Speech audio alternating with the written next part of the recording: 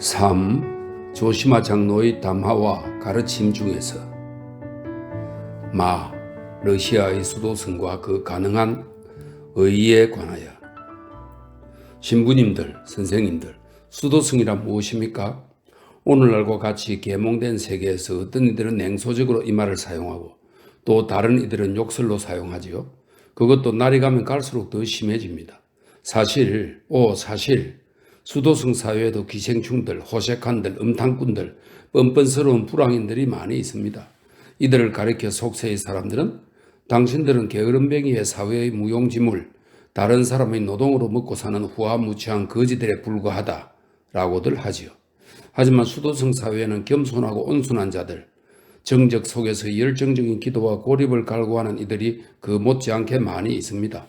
속세에서 이런 이들을 가리키는 일은 좀채 없으며 이들에 대해서는 숫째 입을 다물어 버리기 일쑤기 때문에 만약 내가 이렇게 고립된 기도를 갈구하는 온순한 이들 덕분에 다시 한번 러시아 땅이 구원될지도 모른다고 말한다면 다들 깜짝 놀랄 테지요.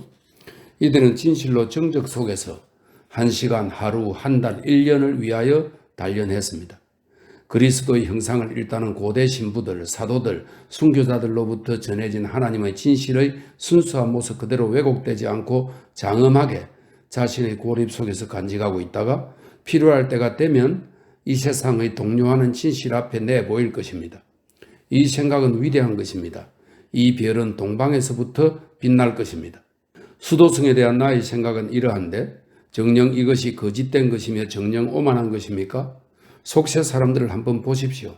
하나님의 민중 위에 군림하고 있는 온 세상, 거기서 하나님의 얼굴과 그분의 진실이 왜곡되어 있지는 않습니까? 그들에게는 과학이 있지만 과학 속에는 오직 감각에 종속된 것만이 있을 따름입니다.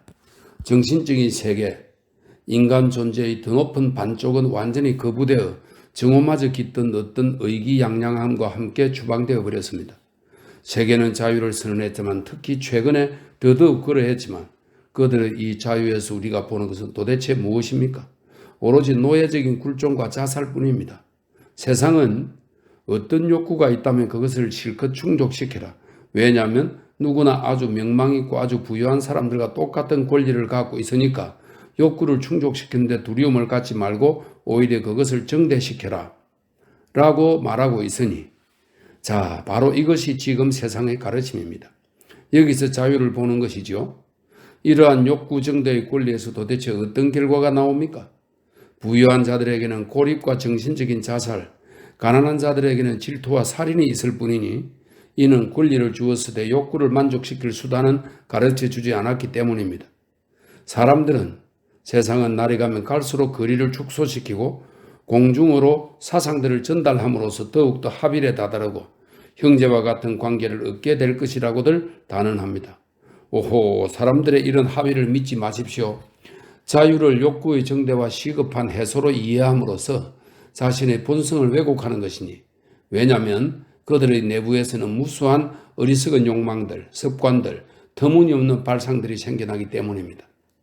오로지 서로를 향한 질투, 유욕, 자만을 위해서 살 뿐이죠. 잦은 연애와 외출, 마차, 지위, 시중드는 노예들을 갖는 것은 이미 필수적인 요소로 간주되기 때문에 그것을 충족하기 위해서라면 목숨과 명예와 인류에마저도 희생할 수 있을 정도이며 만약 충족되지 못한다면 자살까지도 서슴지 않습니다. 부유하지 않은 사람도 마찬가지 현상을 보여주는데 가난한 자들의 경우에는 욕구 불만에서 생기는 질투를 일단은 음주로 억누르고 있습니다. 하지만 그들은 곧 포도주 대신에 피를 들이마시게 될 것이니 이것이 그들의 말로가 되는 것이죠. 네, 여러분에게 묻습니다. 이런 사람이 자유로운 것입니까?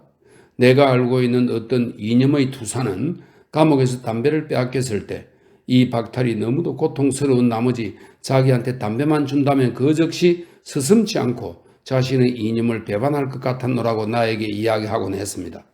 바로 이런 사람이 인류를 위해서 투쟁하러 간다라고 말하는 겁니다. 이런 자가 과연 어디로 가서 무슨 일을 할 수 있겠습니까? 적극적인 행동이라면 모를까 오래 버텨내지는 못할 겁니다. 그러니 젊은 시절 나의 신비로운 방문객이자 나의 스승이었던 그분이 나에게 말했던 대로 이런 자들이 자유 대신 노예적 굴종에 빠져들고 형제와 인류의 합일에 봉사하는 대신 오히려 단절과 고립 속에 빠져들게 되었다고 해도 놀랄 일은 아닙니다. 그러니까 인류에 봉사해야 된다거나 형제나 사람들이 합일에 이르러야 된다는 생각이 세상에서 점점 더 사그라지고 심지어 이제는 조소의 대상이 되기도 하는데, 이 노예와 같은 인간이 제멋대로 고안해낸 이 무수한 욕구들을 해소하는 데 그토록 익숙해졌다면 자신을 끌어당기는 이 습관들을 어떻게 떨쳐버리겠으며 또 어디로 가겠습니까? 자기 자신이 고립 속에 놓여있는 마당에 전체가 그에게 무슨 상관입니까? 그래야 결국엔 물건은 더 많이 모으게 됐지만 기쁨은 더 적어지게 됐지요. 수도승의 길은 다른 것입니다.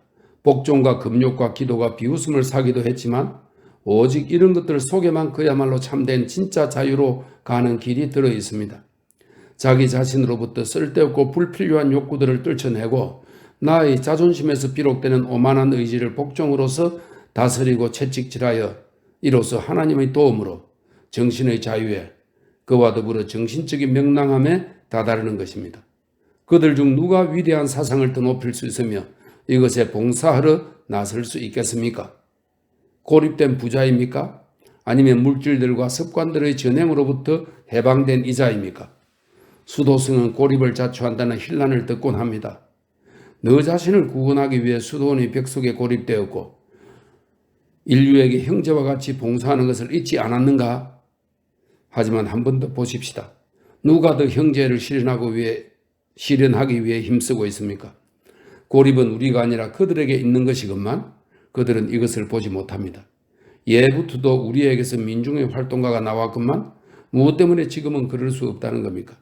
이 겸손하고 온순한 금욕주의자들, 무건 수행자들이 들고 일어나 위대한 일을 위해 나갈 것입니다. 러시아의 구원은 민중으로부터 나오는 겁니다. 러시아의 수도원은 태고적부터 민중과 함께였습니다. 민중이 고립되어 있다면 우리도 고립되게 마련입니다. 민중은 우리와 같은 방식으로 믿고 있으며 믿음이 없는 활동가는 설사 그의 마음이 아무리 진실되고 머리가 아무리 천재적일지라도 우리 러시아에서는 아무 일도 하지 못할 것입니다.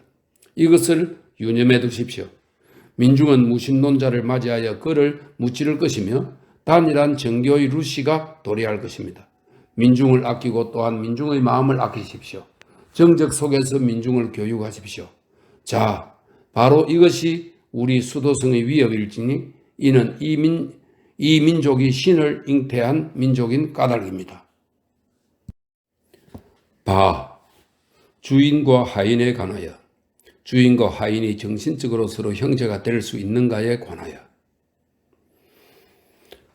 슬프게도 혹자는 민중에게도 죄가 있다고 말합니다. 부패의 불꽃은 심지어 눈에 뜨일 만큼 증가하여 시시각각 위에서 아래로 내려옵니다. 민중 속에서도 고립이 도래하고 있습니다. 분홍들과 착취자들이 생겨나기 시작합니다. 이제는 상인조차 점점 더 많이 존경을 바라고 교양이란 전혀 없으면서도 스스로를 교양 있는 자로 내세우고자 하며 이것을 위하여 예스러운 풍습을 추악하게 경멸하고 심지어 조상들의 믿음마저 수치스러워합니다. 공작들 집을 드나들지만 그래봐야 그 자신은 타락한 농사꾼일 따름이죠. 민중은 음주 때문에 완전히 썩어 문드러져서 이미 그것에서 헤어날 수 없는 상태입니다. 가족과 아내, 심지어 아이들에게까지도 얼마나 잔혹하게 구는지요. 이 모든 것이 다 음주 때문입니다. 나는 공장에서 10살 남짓한 아이들마저 보았습니다. 하나같이 병약하고 부실하고 등이 굽은 벌써 방탕에 물든 아이들이죠. 갑갑한 건물 안, 덜커덩거리는 기계, 하루 종일 계속되는 노동, 음탕한 말들과 술, 또 술. 아니 이렇게 어린 아이의 영혼에 이런 것이 왜 필요합니까? 아이에게 필요한 것은 태양, 아이들의 놀이, 곳곳에 해맑은 모범, 한 방울이라도 그 아이를 향한 사랑입니다. 그렇습니다. 이런 일이 없도록 수도승 여러분, 아이들을 괴롭힌 일이 없도록 들고 일어나서 어서 빨리 설교하십시오. 하지만 하나님이 러시아를 구원할 것이니 이는 평민이 방탕하여 어쩔 수 없이 추악한 죄를 짓는다 할지라도 그는 어쨌거나 자신의 추악한 죄가 하나님의 저주에 의한 것임을, 죄를 지음으로써 자신이 고약한 짓을 저질렀음을 알고 있기 때문입니다. 우리의 민중은 끊임없이 진실을 믿기 때문에 하나님을 인정하고 감동의 눈물을 흘립니다. 상류층 사람들은 다릅니다. 그들은 과학을 쫓아 예전처럼 그리스도 없이 오직 자신의 머리만으로 공정한 세상을 이룩하길 원하며 이미 범죄도 죄도 없다고 선포했습니다. 물론 이것도 그들의 견해에 따르면 올바른 것입니다. 왜냐하면 여러분에게 하나님이 없다면 그때는 무슨 범죄가 있겠습니까? 유럽에서는 민중이 이미 무력으로 부자들에게 대항하고 있고 민중의 우두머리들이 방방곡곡에서 민중을 유혈로 이끌어가면서 민중의 분노가 정당하다고 가르치고 있습니다. 하지만 그들의 분노는 잔혹하기 때문에 저주받은 것입니다. 그럼에도 주님께서 러시아를 구하실 것이니 이미 여러 번 구원했듯이 말입니다.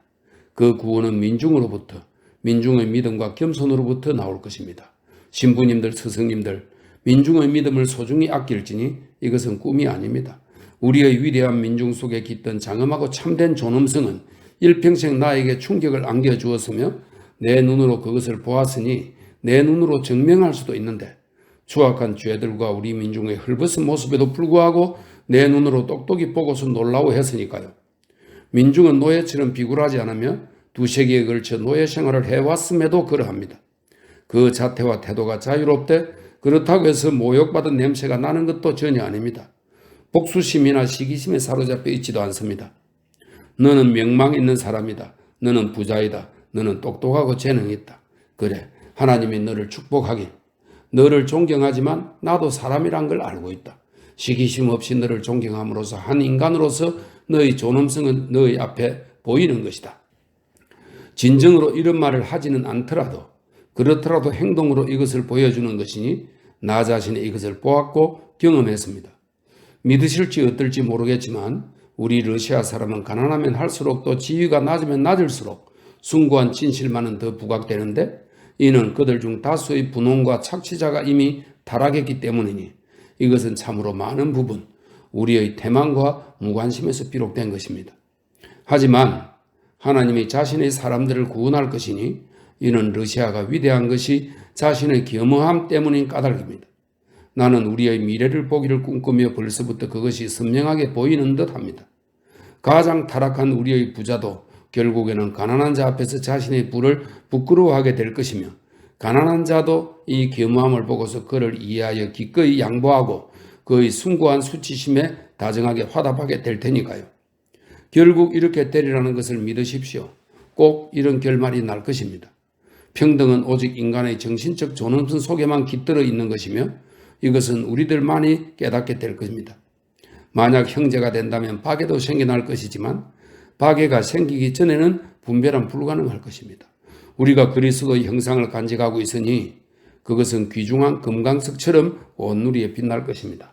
아멘, 아멘. 신부님들, 스승님들, 한 번은 나에게 감동적인 일이 일어났습니다. 순례를 하던 어느 날 나는 K현의 도시에서 나의 옛 당번병이었던 아파나시를 만났는데 그와 헤어진 지 벌써 8년이 지난 때였죠. 시장에서 우연히 나를 보자마자 바로 알아보고는 나에게로 달려와 정말이지 나를 덮칠 듯 기뻐하는 것이었습니다.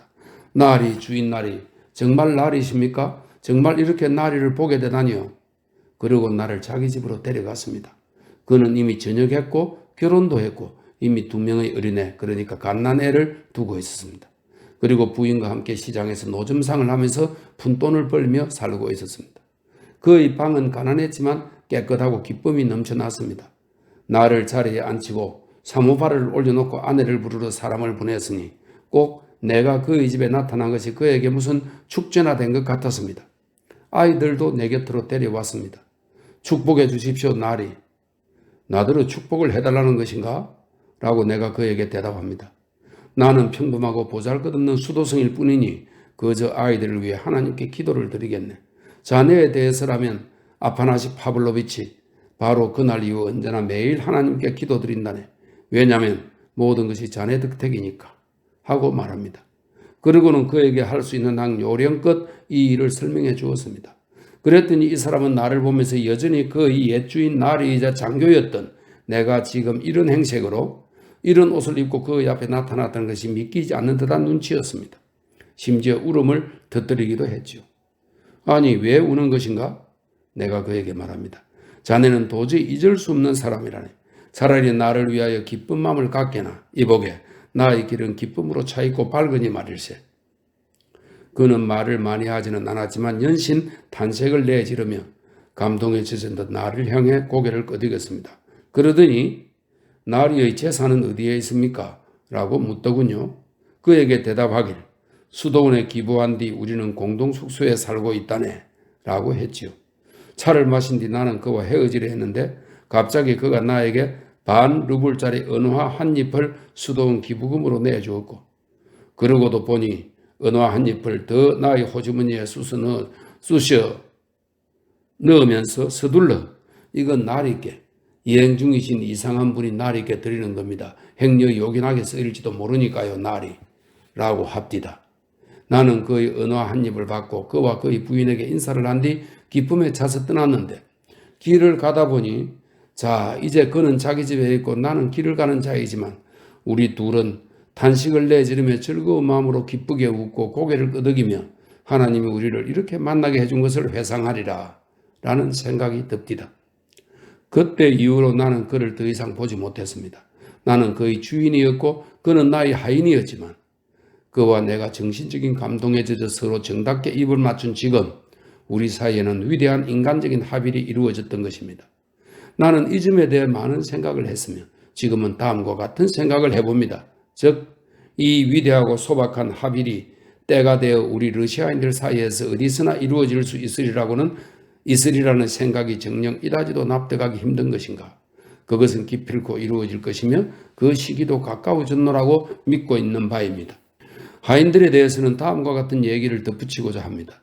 나는 이전에 젊었을 적엔 하인들에게 화를 많이 냈습니다.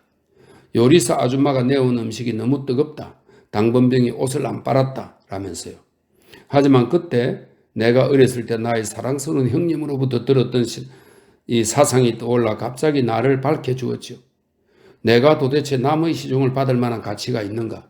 그저 비난하고 무지하다는 이유로 남을 마구 부려먹을 자격이 있는 몸인가? 라는 사상이. 그러고서 그때 나는 누가 봐도 명백하고 단순하게 거지없는 생각들이 우리의 머릿속에 이렇게 뒤늦게 떠오를 수 있다니 의아스러웠습니다. 하인 없이 세상을 살 수 있다면 너희 하인이 그 정신에 있어서는 하인 아니었을 경우보다도 더 자유로울 수 있도록 할지니 또한 내가 나의 하인에게 하인이 되어 그도 이것을 깨닫고 내 쪽에서는 이미 어떤 오만함도 갖지 않게 되고 하인 쪽에서는 어떤 불신도 갖지 않게 되는 것이 왜 불가능할까요? 왜 나의 하인이 나에게 혈육과 같이 될 수 없을까? 내가 마침내 그를 내 가족으로 받아들이고 이것에 기뻐할 수는 없는 것일까요? 이것은 지금이라도 이루어질 수 있는 것이며 이는 사람이 자신들을 위해 하인을 찾지 않고 지금처럼 자기와 비슷한 사람들을 하인으로 삼으려는 소망을 버릴 때 오히려 복음서에 따라 그 자신이 나서서 열과 성의를 다하여 모든 사람들을 위한 하인이 되고자 소망할 그때 그 미래에 있을 사람들의 장엄한 합의를 위한 기초가 될 것입니다. 결국에 가서 사람은 지금과 같이 잔인한 기쁨, 즉 폭식과 방탕과 자만과 교만, 남 위에 군림하고자 하는 질투심 속에서가 아니라 오직 계몽과 자비의 위협에서만 자신의 기쁨을 발견하게 될 것이니 정녕 이것이 헛된 꿈에 불과하단 말입니까? 결코 그렇지 않으며 오히려 그 시간이 가까워졌노라고 확신하고 있습니다. 사람들은 비웃으면서 물어들 보곤 합니다. 그 시간이 언제 도래할 것인가? 과연 도래할 기미가 보이긴 하는가? 나는 우리가 그리스도와 함께 이 위대한 과업을 이룩할 것이라고 생각합니다. 이 땅의 인류의 역사를 보면 10년 전만 해도 생각도 할 수 없었던 인연들이 그것들을 위한 신비스러운 시간이 도래하자마자 갑자기 그 모습을 드러내어 온 땅을 휩쓸어버린 경우가 얼마나 많았습니까? 우리에게도 그런 일이 일어나 우리 민족이 세계를 밝게 비출 것이며 모든 사람들은 집 짓는 이들이 내버린 돌이 모퉁이의 머릿돌이 되었노라 라고 말할 것입니다. 그나저나 조롱을 일삼는 사람들에게 한번 물어봅시다. 만약 우리 생각이 한낱 꿈에 불과하다면 당신들이야말로 도대체 언제 저 건물을 지어 올릴 것이며 그리스도 없이 오직 자신의 머리만으로 공정한 세상을 만들 수 있겠는가? 라고요. 만약 그들이 자기들이야말로 오히려 합의를 향해 나아가고 있다고 주장한다고 해도 진정으로 그것을 믿는 자들은 그들 중 가장 단순 소박한 자들일 뿐이며 이 단순 소박함이야말로 놀랄만한 것이지요. 진정으로 그들의 몽상적인 환상이 우리의 그것보다 더 큰 겁니다. 그리스도를 배척하고서 올바른 세상을 만들 수 있다고 생각하다니 결국에는 세상을 피로 물들이게 될 것인데 이는 피는 피를 부르고 칼을 뽑아든 자는 칼로 망할 것이기 때문입니다. 만약 그리스도의 약속이 없다면 사람들은 이 지상에 최후의 두 사람만 남을 때까지 서로를 죽일 겁니다. 게다가 이 최후 두 사람도 자신의 오만함 때문에 서로를 견디지 못한 나머지 한 사람이 다른 한 사람을 죽일 것이며 이로써 가장 마지막으로 남게 된 자도 자기 자신을 죽일 겁니다. 온순하고 겸손한 자들을 위해 이 일이 중단될 것이라는 그리스도의 약속이 아니라면 정말로 이렇게 되고야 말 겁니다. 그 시절 내가 아직 군복을 입고 있을 때 결투가 끝나고 내가 사교계에서 하인들에 대해 이런 얘기를 하기 시작하자 다들 내 말에 깜짝 놀라워하던 일이 기억나는군요. 아니 그럼 우리가 하인들을 소파에 앉히고 그들에게 차를 내다 바쳐야 된다는 겁니까? 그때 나는 그들에게 가끔 그렇게 못할 것도 없지 않습니까? 라고 대답했죠. 그러자 다들 웃음을 터뜨렸습니다.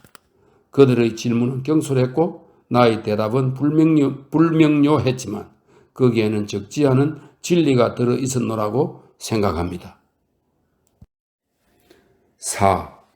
기도에 관하여, 사랑에 관하여, 그리고 다른 세계들과의 접촉에 관하여. 청년이여, 기도하는 것을 잊지 말라. 그대가 기도를 할 때마다 만약 그것이 참되다면 새로운 감정이 솟아날 것이며 거기에는 그대가 이전에는 몰랐지만 새로이 그대의 기운을 복돋아 줄 새로운 생각도 들어있다. 그리하여 기도가 곧 교육임을 깨달을 것이다. 이것도 기억해 두라. 매일 그대가 할 수 있을 때마다 속으로 주여 오늘 하루 주님 앞에 나타난 모든 자들을 의협히 여기시옵소서 라고 되뇌도록 하라. 이는 매 시각 매 순간 수천 명의 사람들이 이 땅에서의 자신의 삶을 끝내고 그들의 영혼이 주님 앞에 서기 때문이며 그들 중 많은 사람들이 아무도 모르게 누구 하나 그들을 안쓰러워하기는커녕 심지어 그런 사람이 살았는지 어땠는지도 전혀 모르는 가운데 슬픔과 우수 속에서 땅과 완전히 결별하기 때문이다. 자, 이제 그들의 명복을 비는 그대의 기도가 이 땅의 반대편 끝에서부터 주님께로 올라갈 것이니 비록 그대도 그들을 모르고 그들도 그대를 전혀 몰랐다 할지라도 그럴 것이다. 주님 앞에 공포감을 느끼고 섰던 그의 영혼이 자신을 위해서도 기도를 해주는 자가 있으며 지상에 자기를 사랑해주는 인간 존재가 남아있음을 느낀다면 바로 그 순간 얼마나 감동하겠는가. 더욱이 하나님은 그대들 둘을 모두 더욱더 자비롭게 바라볼 것이니 이는 그대가 그들을 이미 그토록 안쓰러워했다면 하나님은 그대보다 더 한량없는 자비와 사랑을 지니고 그들을 안쓰러워할 것이기 때문이다. 또한 그대를 보아서라도 그를 용서할 것이다. 형제들이여, 사람들이 죄를 두려워하지 말고 그가 지은 죄에도 불구하고 그 사람을 사랑할지니 이는 하나님의 사랑과 최대한 닮은 사랑이야말로 지상의 사랑 중 으뜸인 까닭이다. 하나님은 모든 창조물을 그 전체를 모래알 하나까지도 사랑하라. 잎사귀 하나, 하나님이 햇살 하나까지도 사랑하라. 동물을 사랑하고 식물을 사랑하고 모든 사물을 사랑하라. 모든 사물을 사랑하면 사물 속에 깃든 하나님의 비밀을 깨닫게 될 것이다. 한번 깨닫게 되면 그때는 앞으로 매일매일 끊임없이 그것을 더욱더 많이 인식하게 될 것이다. 그러면 결국엔 그때부터 전일적이고 전 세계적인 사랑으로 전 세계를 사랑하게 될 것이다. 동물들을 사랑하라. 하나님은 그들에게 생각들의 시초와 평온한 기쁨을 주었다. 그 기쁨을 깨뜨리지 말 것이며 그들을 괴롭히지 말 것이며 그들에게서 기쁨을 빼앗지 말 것이며 하나님의 생각에 반하지 말지어다. 인간이여, 동물들 위해 군림하려 들지 말지어다.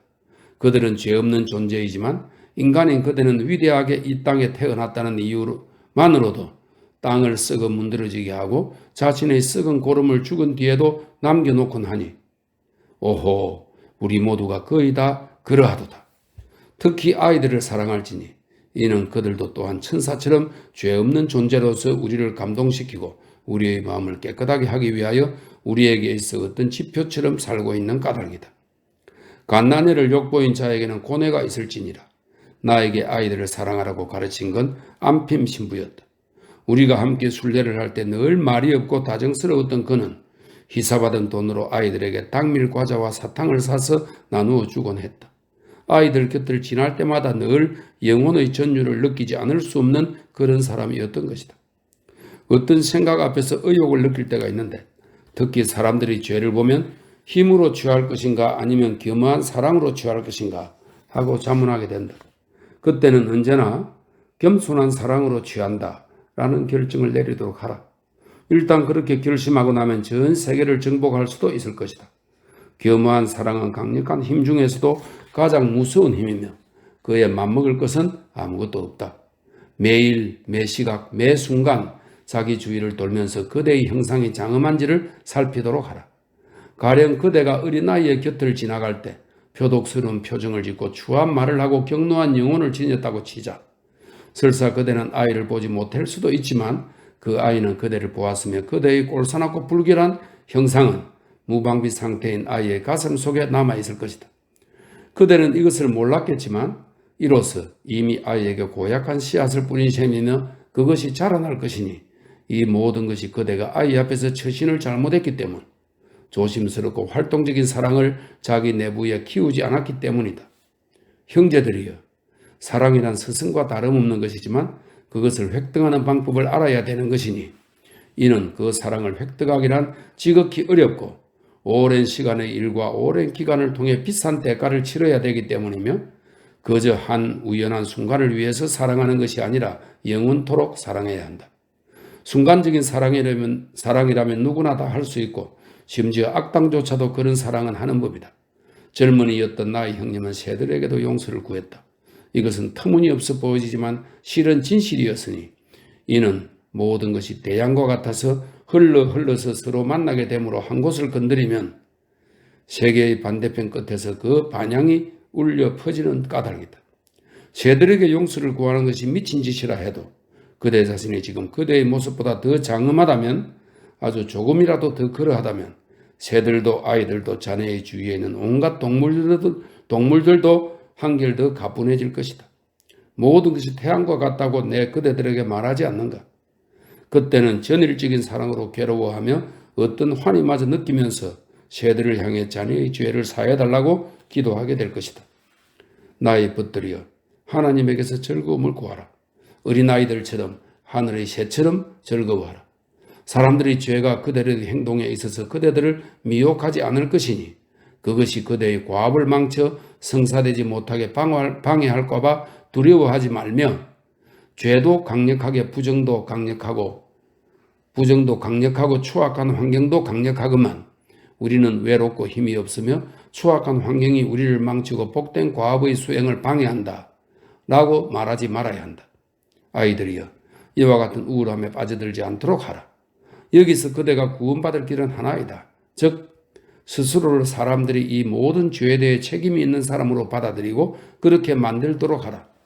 보시어, 이건 정말로 그러하니 무릇 스스로를 진정 모든 것과 모든 사람들에 대해 책임이 있는 자로 만든다면 그 즉시 그것이 정말로 사실이며 그대는 정말로 모든 사람들과 모든 것에 대해 죄인이라는 것을 알게 될 것이다. 자신의 나태와 무기력을 사람들에게 떠넘긴다면 결국은 사탄과 같은 오만함에 합류하여 하나님에게 불평을 늘어놓게 될 것이다. 사탄의 오만함에 대한 나의 생각은 이러하다. 즉 우리가 이 땅에서 그것을 이해하기 어렵고 바로 그 때문에 우리는 무언가 위대하고 아름다운 일을 한다고 생각하면서 너무도 쉽게 오리를 범하고 거기에 합류하게 되는 것이다. 우리 본성의 가장 강렬한 감정들과 움직임들 중 많은 것들을 우리는 지금 이 땅에서는 터득할 수 없으니 이것에 현혹되지도 말 것이며 이것이 그대의 어떤 것을 정당화해 줄 수 있다고도 생각하지 말 것이니 이는 영원한 재판관은 그대가 이해할 수 없었던 것이 아니라 이해할 수 있었던 것에 대해 그대에게 물을 것이기 때문이며 그대는 몸소 이 점을 확신할 것이며 그때 가면 모든 것을 올바로 보게 되어 더 이상 논쟁을 벌이지 않을 것이다. 이 지상에서 우리는 참으로 방황하고 있는 것이니 만약 그리스도의 귀중한 형상이 우리 앞에 없었더라면 우리는 대홍수 직전의 인류처럼 파멸하여 완전히 길을 잃었을 것이다. 지상의 많은 것이 우리로부터 감추어져 있지만 그 대신 우리에게는 다른 세계, 더 높은 천상의 세계와 우리 사이에 맺어진 생생한 관계에 대한 은밀하고 소중한 감각이 주어졌고 더욱이 우리의 생각들과 감정들의 뿌리는 이곳이 아니라 다른 세계에 있노라. 바로 그렇기 때문에 철학자들은 지상에서는 사물의 본질을 이해할 수 없다고 말하는 것이다. 하나님이 다른 세계에서 씨앗을 가져와 이 땅에 뿌렸고 그분의 정운을 가꾸었으니 싹을 틔울 수 있는 모든 것은 싹을 틔웠지만 자라고 있는 것은 오로지 다른 신비스러운 세계와의 접촉의 감각을 통해서만 살아가고 또 이로서만 살아있는 것이 되는 셈이다. 만약 그대의 내부에서 이 감각이 약해지거나 없어진다면 그대의 내부에서 자라난 것도 죽을 것이다. 그때는 삶에 무관심해질 뿐 아니라 그것을 증오하게 될 것이다. 내 생각은 이러하다. 자신과 같은 사람들의 심판자가 될 수 있는가? 최후까지의 믿음에 관하여. 그대가 그 누구의 심판자도 될 수 없음을 특별히 기억해 두어야 한다. 이는 이 심판자 자신이 자기 앞에 서 있는 자와 마찬가지로 죄인이며 그 심판자야말로 자기 앞에 서 있는 자의 죄에 대해 그 누구보다 더 많은 책임이 있다는 것을 인식하기 전에는 지상에는 죄인의 심판자가 있을 수 없기 때문이다. 이것을 이해하게 될 때야 비로소 심판자가 될 수 있는 법이다. 언뜻 정신 나간 소리처럼 들릴지라도 이것이 진실이니라. 왜냐하면 나 자신이 의로웠다면 아마 내 앞에 서 있는 죄인도 없었을 것이기 때문이다. 만약 그대가 그대 앞에 서 있으되 그대 마음대로 심판할 수 있는 이 죄인의 죄를 그대 자신이 받아들일 수 있다면 그 즉시 그렇게 받아들이고 그를 위하여 고통받을 것이며 그를 책망하지 말고 풀어주도록 하라. 그리고 법률 때문에 그대가 그의 심판자가 되었다고 할지라도 가능한 한 이러한 정신을 갖고 행동할지니 이는 죄인이 떠나가 그 스스로 그대의 심판보다 더 가혹하게 자기 자신을 단죄할 것이기 때문이다. 그대의 키스를 받고서도 그대를 비웃으며 무덤덤하게 떠나간다고 할지라도 이런 것에 현혹되지 말지어다. 이는 그에게 아직 때가 오지 않았음을 의미할 뿐 언젠가는 그 때가 찾아올 것이다. 설사 찾아오지 않는다고 해도 마찬가지이다. 그가 아니라면 다른 사람이 그를 대신하여 그것을 깨닫고서 고통받으며 스스로를 단죄하고 심판할 것이며 이로써 진실이 충만하게 될 것이다. 이것을 믿을지니 꼭 믿을지니 이는 바로 여기에 성자들의 모든 희망과 믿음이 있는 까닭이다.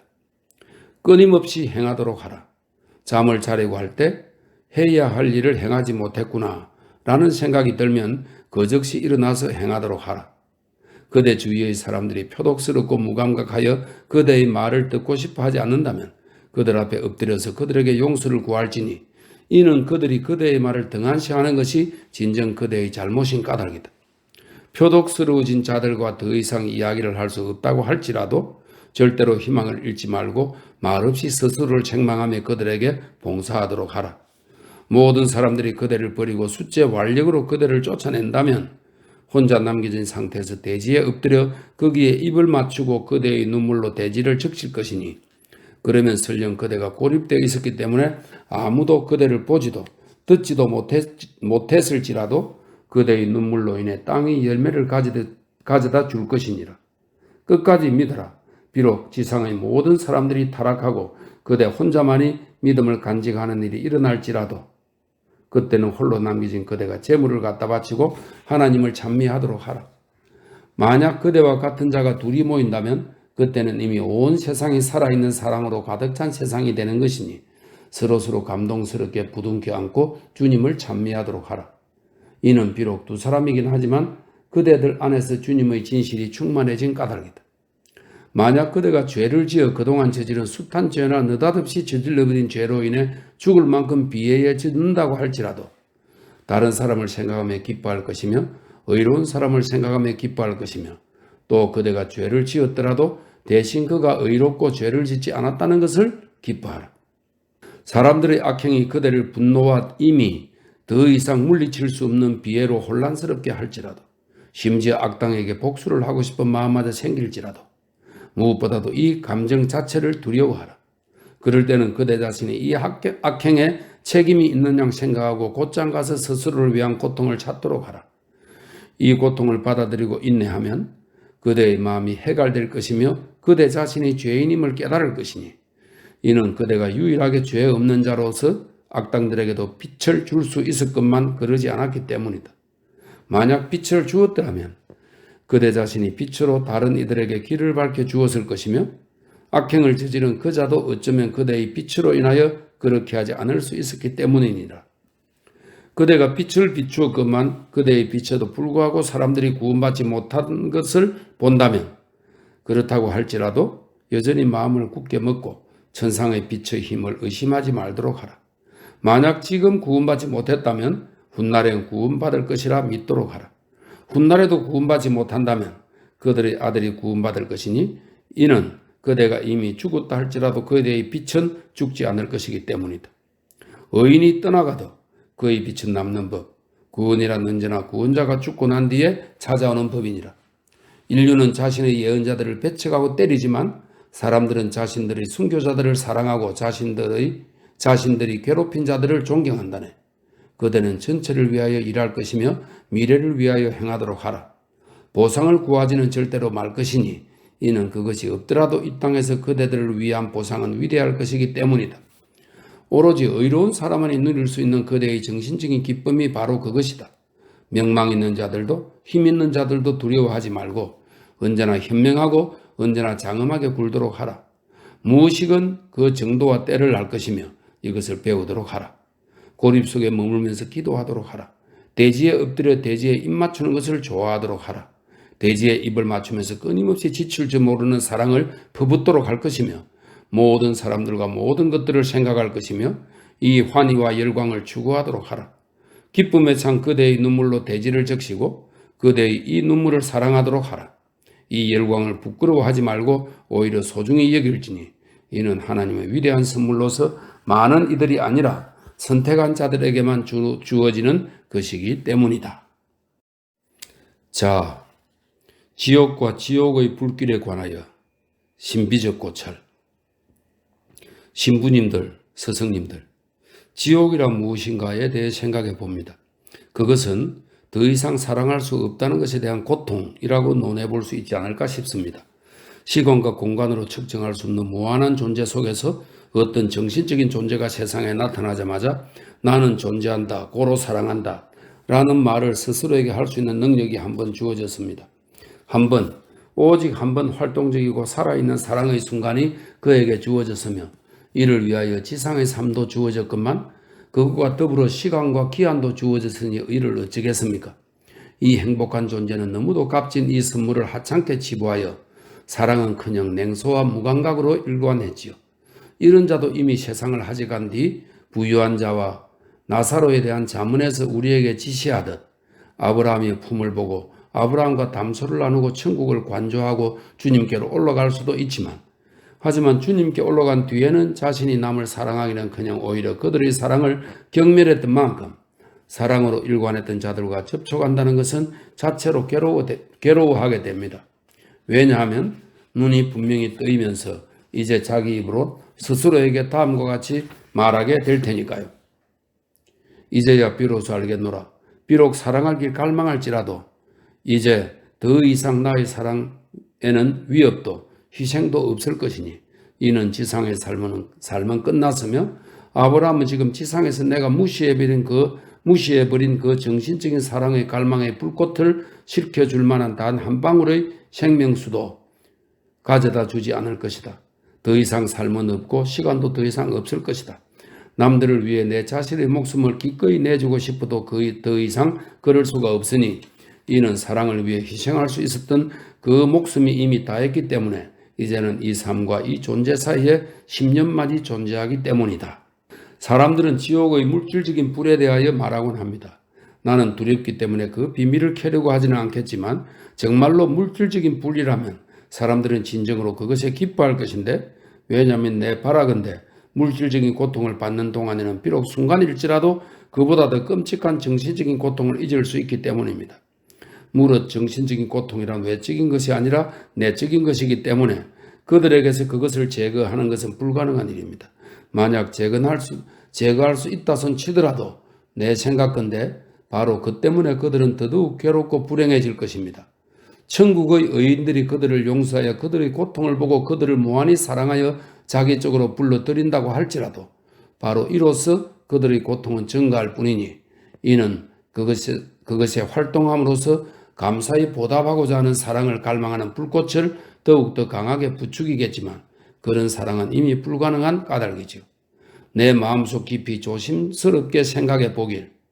그럼에도 이 불가능하다는 의식 자체가 결국에는 그들의 고통을 경감해 줄 것인데, 왜냐하면 이미 보답할 길이 없는 의인들의 사랑을 받아들임으로써 그러한 공손하고 겸허한 활동 속에서 마침내는 자신들이 지상에서 경시했던 그 활동적인 사랑의 형상과 같은 어떤 것을, 그와 유사한 어떤 행위를 발견하게 될 테니까요.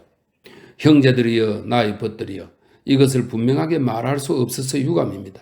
하지만 이 땅에서 스스로를 죽였던 자들, 자살자들에게 고뇌가 있을 것입니다. 생각컨대 이들보다 더 불행한 자들은 숫자에 아무도 없습니다.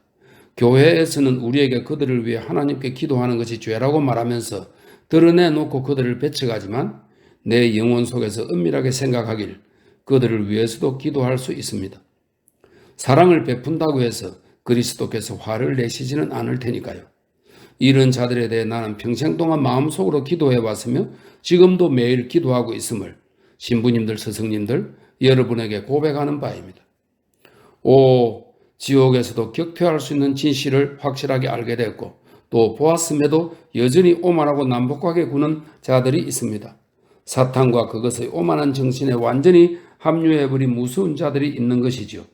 그들에게 있어 지옥은 이미 자발적인 것이며 어찌해도 만족을 모르는 것입니다. 그들은 이미 자발적인 순환자들입니다. 하나님과 생명을 저주함으로써 스스로 자신을 저주했던 것이니까요. 마치 황야의 굶주린 자가 자기 몸에서 자기 자신의 피를 빨아먹기 시작하는 것과 마찬가지로 자신의 표독스러운 오만함을 먹고 사는 것이지요. 하지만 영원토록 어찌해도 만족을 모른 채로 용서를 거부하고 그들을 부르는 하나님을 저주합니다. 살아있는 하나님을 정오 없이는 바라볼 수 없으며 생명의 하나님이 아예 없어지길, 하나님이 자신과 자신의 모든 창조물을 없애버리길 요구합니다. 그러면서 자신의 분노와 불길 속에서 영원히 불타오를 것이며 죽음과 물을 갈망할 것입니다. 하지만 그러다가는 죽음도 얻지 못할 테지요. 알렉세이 펴도로비치 까라마조프의 원고는 여기서 끝나고 있다. 반복하건대 이것은 온전하지 않으며 파편적이다. 예를 들어 정기적인 정보는 장로의 젊은 시절 중 오직 이 첫 부분만을 아우르고 있다. 그의 가르침과 견해 부분에서는 필경 다양한 시간에 각기 상이한 충동에 따라 말했던 것을 하나의 전체 속에 함께 합쳐놓은 듯하다. 어떤 것이 장로의 인생의 이 마지막 시간에 그가 말한 것인지는 정확하게 제시되어 있지 않고 이전의 가르침을 담은 알렉세이 펴도로비치의 원고에서 나온 것과 비교해 본다면 이 담화의 정신과 특성이 어떠했는지를 이해할 수 있을 정도이다. 장로의 최후는 정녕 너무나 뜻밖의 방식으로 찾아왔다. 이 마지막 날 저녁 그의 성방에 모였던 모든 사람들이 그의 죽음이 가까워졌다는 것을 완전히 알고 있었지만 그럼에도 그것이 그토록 느닷없이 찾아오리라고는 생각할 수 없었던 것이다. 오히려 그의 벗들은 이미 내가 위에서 지적했듯 이날 밤 그가 너무도 원기왕성하고 말을 많이 하고 싶어하는 것을 보고서 아주 일시적으로나마 그의 건강이 눈에 띄일 정도로 좋아졌다고 확신하기도 했다. 훗날에 가서는 심지어 최후를 맞이하기 5분 전까지도 아무것도 예상할 수 없었다는 말을 전하며 놀라워하기도 했다. 그는 갑자기 가슴팍에 아주 심한 통증을 느끼는 듯 창백해지더니 손으로 심장을 꽉 눌렀다. 그러자 다들 자기 자리에서 일어나 그에게로 향했다. 하지만 그는 고통스러워하면서도 여전히 미소를 띤 채 그들을 바라보면서 조용히 안락 의자에서 마룻바닥으로 내려와 무릎을 꿇고 섰으며 그러고 나서는 얼굴에 땅바닥을 기울인 채 팔을 활짝 펴고 기쁨에 찬 황홀경에 젖어 땅에 입을 맞추고 기도를 하면서 조용히 기쁘게 하나님에게 영혼을 바쳤다. 그의 부음은 즉각 암자로 퍼져나가 수도원 곳곳에 다다랐다. 고인의 척건들과 지위상 의무가 있는 자들은 예부터 전해오는 의식에 따라 시신을 수습하기 시작했고 성단 전체가 성당으로 모여들었다.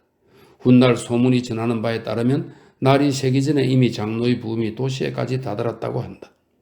아침녘에는 거의 온 도시가 사건에 대해 떠들었으며 많은 시민들이 수도원으로 몰려들었다.